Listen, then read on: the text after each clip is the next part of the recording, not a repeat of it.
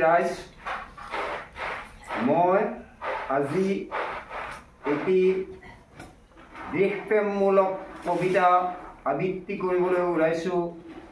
কবিতাটোৰ শিৰোনামা মোৰ দেশ। কবি হীৰেণ ভট্টাচাৰ্য। মোৰ প্ৰাণৰো প্ৰাণৰ, মোৰ গানৰো গানৰ মোৰ দেশ। মোৰ প্ৰতিটো কামে, মোৰ প্ৰতিটো চিন্তাই এই দেশৰ বুকুত ৰচে শইচ সোণোৱালী ভৱিষ্যতৰ সপোন।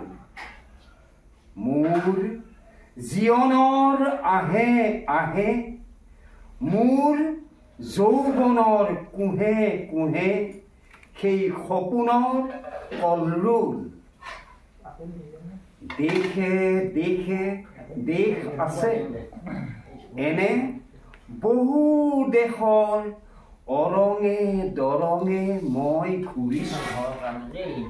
বহু বন্ধুৰ সতে হাতে হাতে হাত ধৰি ফুৰিছোঁ। কেতিয়াবা সাগৰ পাৰত, কেতিয়াবা খেজুৰ তলত, নতুবা পাহাৰ তলিত খন্তেক জিৰাইছোঁ। বন্ধুৰ সতে প্ৰাণ খুলি প্ৰাণৰ কথা পাতিছোঁ। তাৰ পাছত আকৌ আৰম্ভ কৰিছোঁ নতুন যাত্ৰা। এনে বহু যাত্ৰাৰ শেষ মোৰ দেশ, যাৰ বুকুৰ উমে মোক দিছে ভাল পোৱাৰ আনন্দ, যৌৱনৰ প্ৰাচুৰ্য, জীৱনৰ নতুন।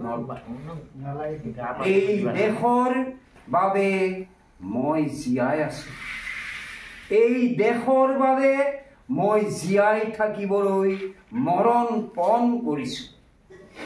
ৰণুৱা বনুৱা হালোৱা এই সকলোৰে মাজত মই আছোঁ মোৰ দেশৰ বাবে। অনৈক্যৰ মাজত ঐক্য হৈ, বিৰোধৰ মাজত সংহতিৰ সম্ভাৱনা হৈ মই আছোঁ।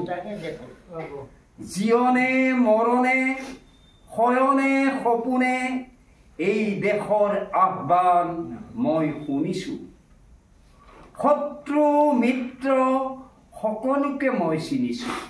সিহঁতৰ অন্তৰ মই বিশ্বাসেৰে জিনিছোঁ।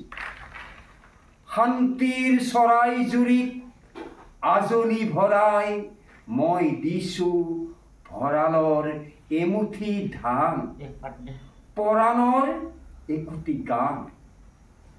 আৰুতো মোৰ একো নাই, মোৰ দেশ, মোৰ কল্লিত সপোনৰ উত্তাল তৰংগই মোক লৈ যায় গভীৰৰ পৰা গভীৰতৰলৈ, আদৰ্শৰ কঠিন পৰ্বতমূললৈ। নমস্কাৰ।